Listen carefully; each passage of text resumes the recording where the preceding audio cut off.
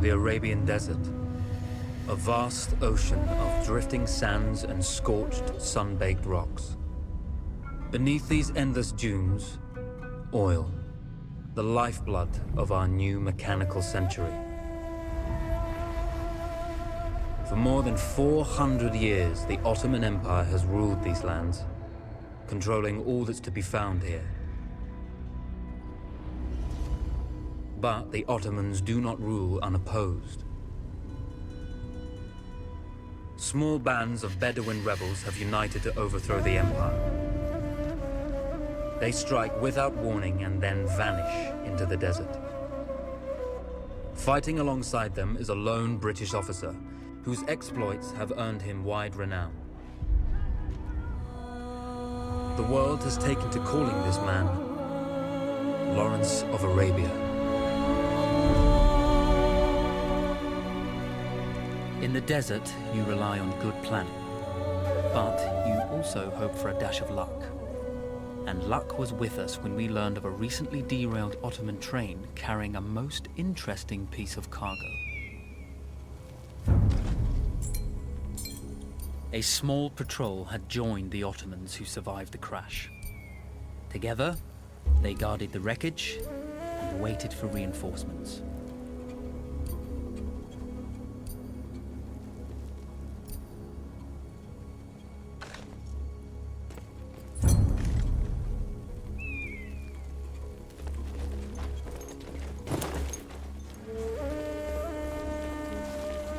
A lone fighter has just one advantage over a large enemy force. A lone fighter can move unseen.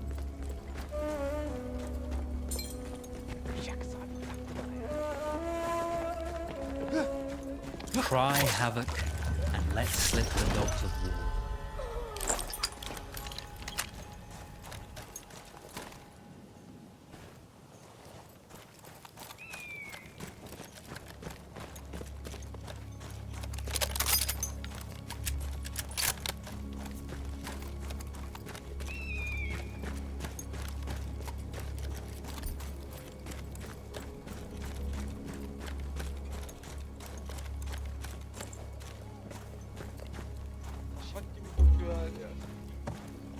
Ayaklarım öldürüyor beni ya.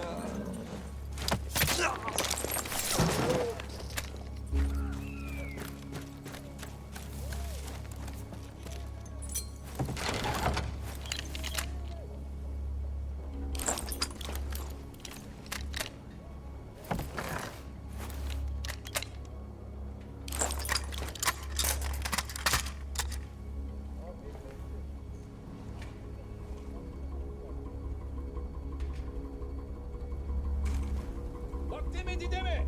Bu yüzbaşı benim başımı yakacak. Ne yaptıysam artık. Havadan sudan muhabbet gitti galiba. Habire bana düşüyorlar şu nöbet. Her gece de olur mu ya? Yarabbim bizim şu yüzbaşının kafaya inse bir şaraplar. Ne olur ya?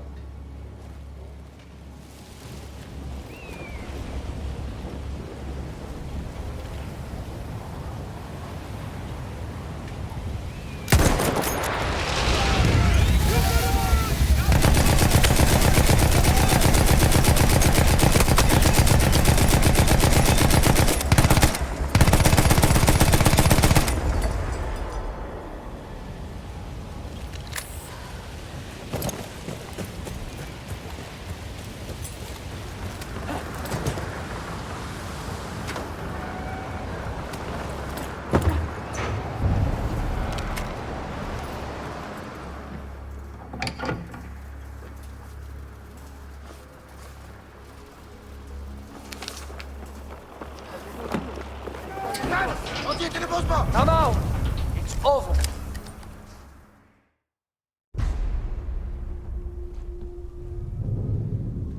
Well, you did not think we would be fast enough to catch you here, did you?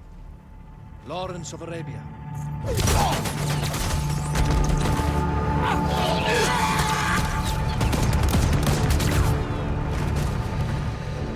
Actually, I was rather depending on it. Lawrence. Well, this is very clever. Now the hunter becomes the hunted. So who might you be? How enchanting you are, my dear. Ahmed. I'll show you enchanting. If it weren't for you, I'd be free. Free, is it? You'll be free when you're dead. And I'm happy to tell you, the Empire intends to grant you all this freedom very soon. Even now, an engine of destruction scours this desert, obliterating your allies, your families, your homes. Soon there will be nowhere to run. Nowhere to hide. Soon all that you know, and all that you love, will be ashes. You will all be free to die. Oh. Ah, you animal! Zara. Oh. Now, I understand that you would like nothing more than to strip the flesh from that man's feet and send him off into the desert naked to die. But think about it. You're right. I'm sorry. My friend here, she can be a little brusque. You're going to tell me how to lie to your train, so we can lure it into a trap and destroy it. Impossible. To even begin to talk to that train, you would need an entire book of communication codes.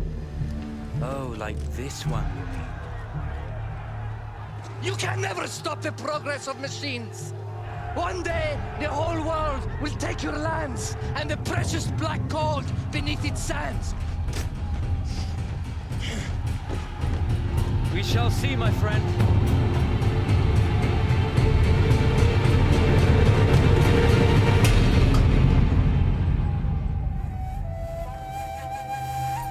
Of course, obtaining the codebook was not enough. To destroy this Iron Dragon, this Canavar, as the Ottomans had named it, we had to send it 3 encrypted messages telling it to stand down. There were Ottoman outposts scattered along the railroad tracks. The commanders there carried high-priority message capsules. We had to use those to send our orders. Infiltrating the village wouldn't be easy. A full detachment of Ottoman soldiers had occupied it. The Ottomans had chosen an isolated location for their desert outpost. It seemed lightly defended. It was also well stocked with arms and equipment. The ancient ruins were all that remained of a civilization now lost to time. The Ottoman Empire brought in the modern world with a host of armored vehicles and field guns. 3 commanders to eliminate, 3 personal message capsules to be stolen, and then sent with our false orders. How Zara tackled this dangerous and audacious mission was up to her. The Bedouin treasured their horses, and in return, those animals granted their riders unparalleled speed and mobility. Here!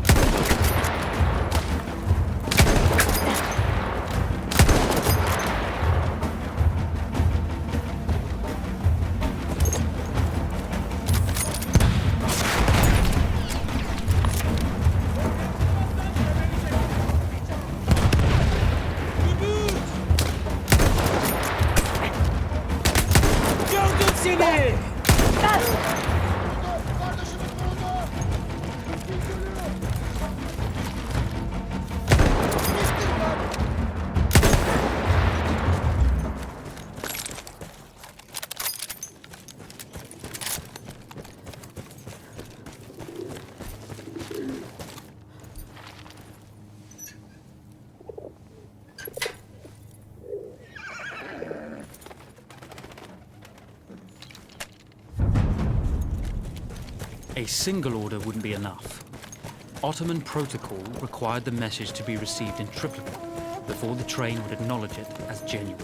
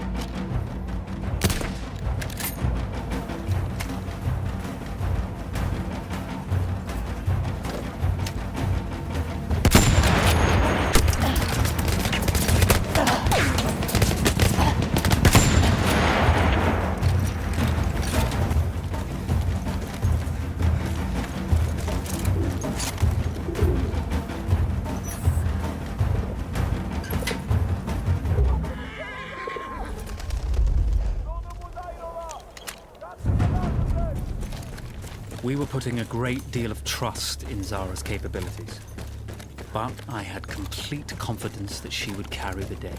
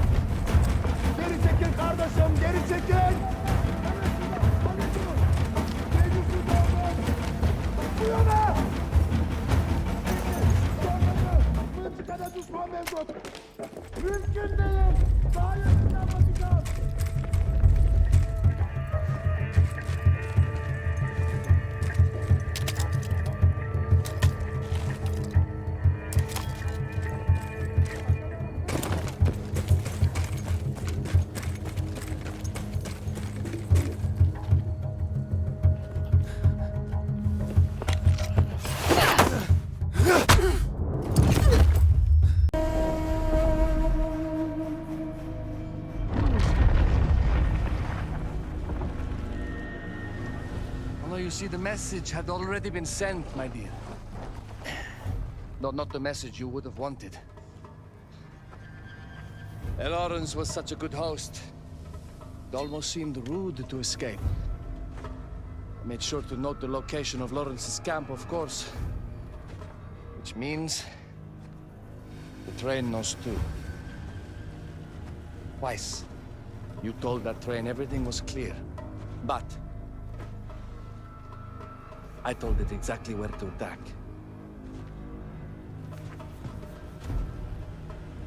The beast has your scent, my dear. And it's coming to slaughter you and your little band of rebels. First, the firestorm from the cannon. Then, up close with the troops to slaughter any survivors.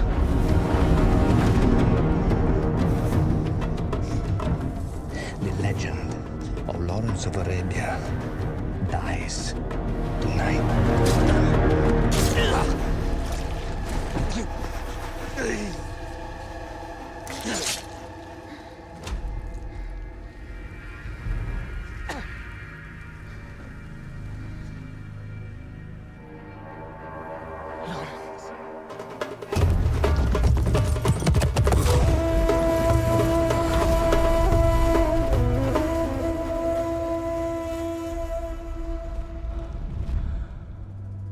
We slipped away just in time.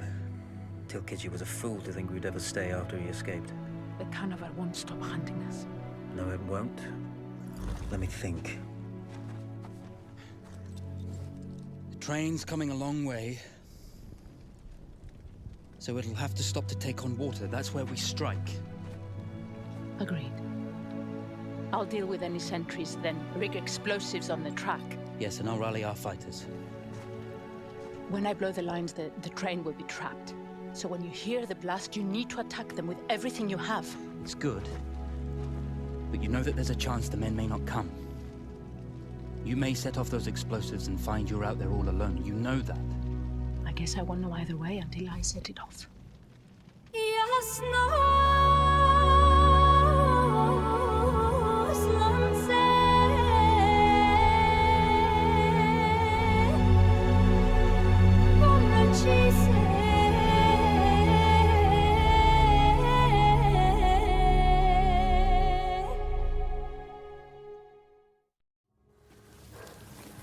Man makes plans, and God laughs. As it turned out, the small town where we would ambush the train had a significant enemy presence. Those troops would have to be dealt with before the explosives could be set.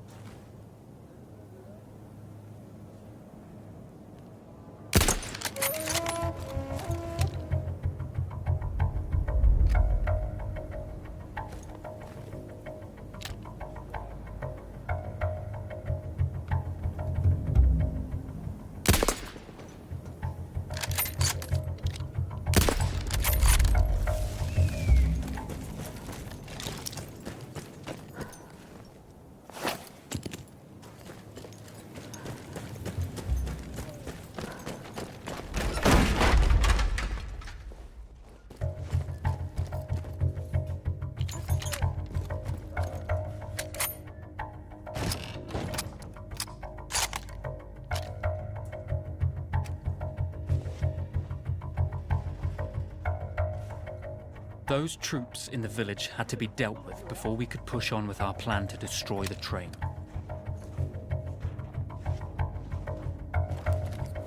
Teslim olursan 4 işkence etmeyeceğim sana. Bulursanız bana haber eyleyin. Defterini ben durmak isterim. Tamam. Ne olur ne olmaz.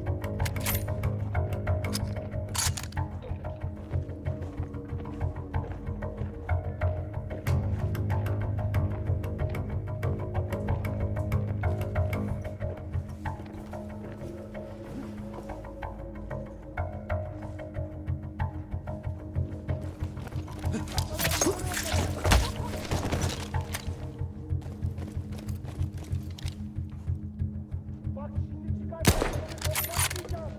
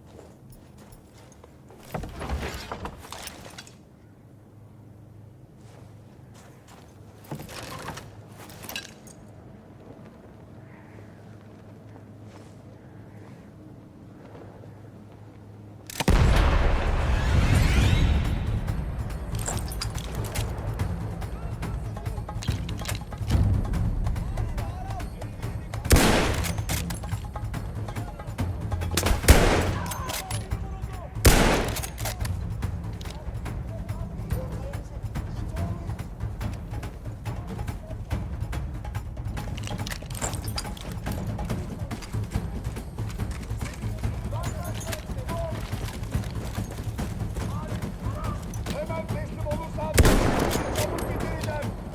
Gebereceksin. Seni hafif. Seni hafif. Kahvenin evladı. O ne? Deyyusuz olayım.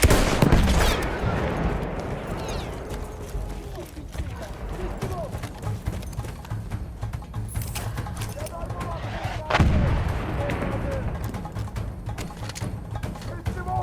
Derhal.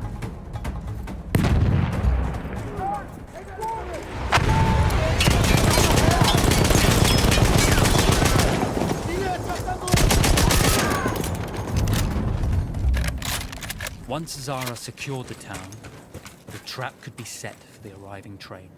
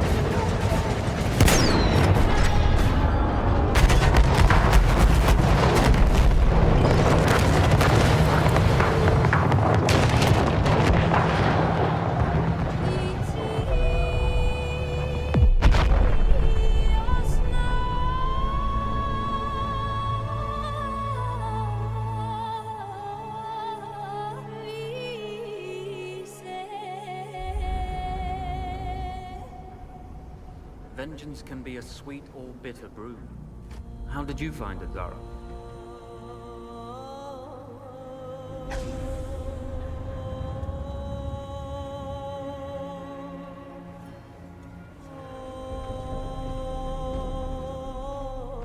And you're right, we do need to think bigger, act bigger.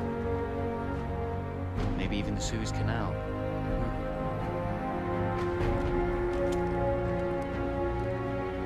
Tell me, what do you know about battleships?